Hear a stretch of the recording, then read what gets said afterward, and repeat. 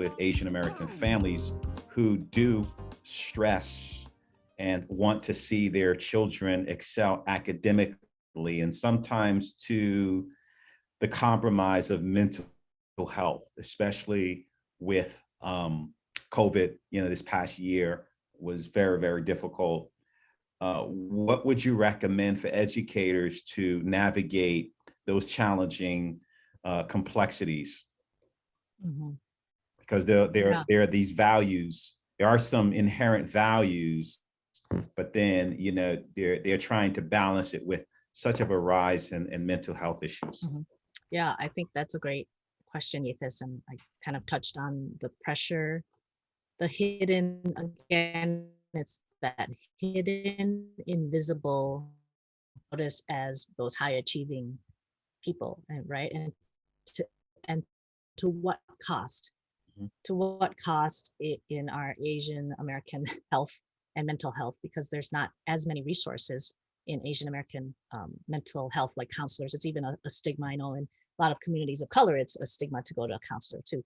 So I think this is it's not an easy question to answer, because I think it's a systemic thing where what are we emphasizing in our education system, even in our colleges and universities? Are we trying to address mental health?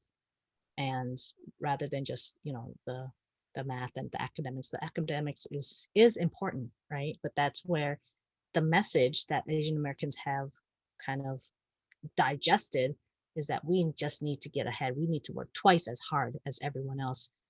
And so my kids attend a Chinese immersion school, and I know our school is trying to attend to more of that social emotional learning. Now I sometimes I sub in my children's school, and I know that they have this class called Discovery.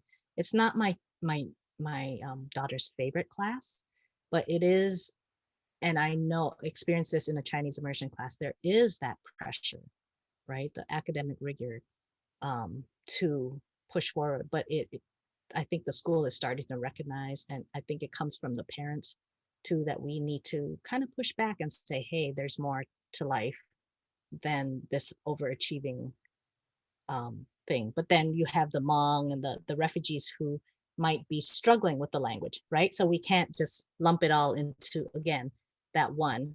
But I think it is a systemic answer where educators need to have more of that mental health emphasis, social emphasis. But I also was kind of joking to Yeathus when we talked about this, is like, I need to talk to the Asian American parents about this, not just our educators. Our parents need to reimagine. So much of that myth of the American dream is not a healthy thing, right? We come over here, and I see it a lot, and I feel like Asian parents need to be re-educated as well, not just the school system. So maybe the school system can talk more specifically about. Can I jump in on that? With the African American community, oftentimes when there's a message that needs to be conveyed to an entire community collectively, the Black church is typically an institution that is ingrained within the community. And if you want to disseminate a message, that's one particular community organization, if you will. Are there any within the Asian community? I mean, and again, I'm lumping it all together, but what types, if there are, community organizations in which educators or anyone else who's representing a community at large can come in and speak when we talk about re-educating and reimagining? Yeah. If you mention the church, like, I feel like the Asian American church is perpetuating the model minority stereotype. So don't go there for the answer. That there are very few people talking about this. There's more in the progressive second generation. Like, when you're an immigrant though, and you're coming over as a refugee, you're here to survive. And that is the message that you take in to survive, is to achieve and to push forward. So I don't really fault the first generation for believing that. But as we grow and as we learn, and as we educate ourselves more, we need a different message, right? The second generation, the third generation, the young, the need for mental health, right? The need to dispel this model minority, the need for standing up for justice and standing up for the Black community, for Black Lives Matter, or for immigration issues, right? So, our first generation parents, I don't necessarily always fault them for that, but again, the second, third generation needs a new message to be a more holistic, complete picture. So, and there are a lot of the community organizations that I'm aware of are more for those first generation immigrant refugee, helping them survive this community or this land, right? Keeping those social services, how to get a job, how to take ESL classes. So is that, yeah. so again, just emphasize are those particular places of where we can build a bridge or not? I'm trying to find, for educators, where's that bridge? Does a bridge find the younger generation? Okay. Like, I don't know in New York, but the second generation churches, the second generation, there's a community here in Minnesota called Coalition of Asian American Leaders, and they're the younger generation, the legislature in Minnesota, to have Asian American education in our school systems. Okay. Right. And so it's those younger generations that we need to team up with, who are starting to recognize that, hey, we need different. Does anyone else have questions? We're short on time, but I don't want to miss if there's some pressing questions for educators.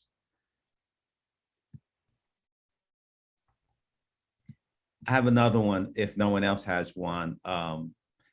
Again, because of my work with educators,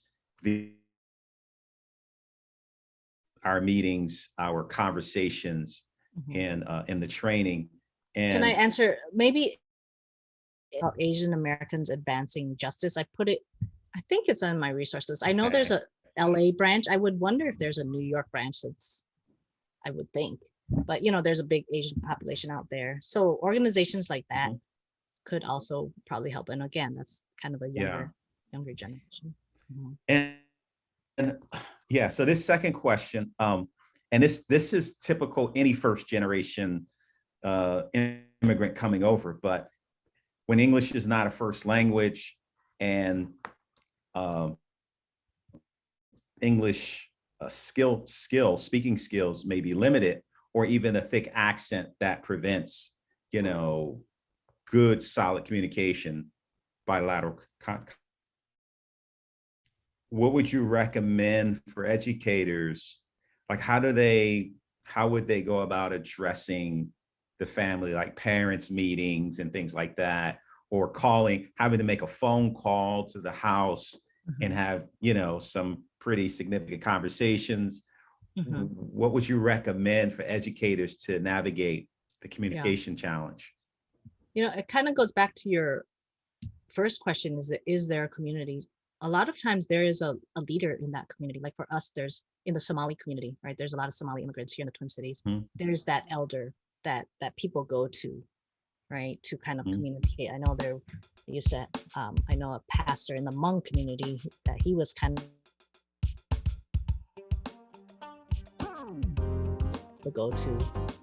And those organizations, again, that are helping I don't know I would assume in New York, because you're so diverse, but the Twin Cities is a haven for a lot of immigrants and social services. And there are a lot of services that provide translation and interpretation. There's a Vietnamese organization, there's a Hmong organization, there's a Karen organization. I mentioned there's a lot of Karen refugees now coming into the Twin Cities. So there's always like somebody that stands up and is a community. Thank you.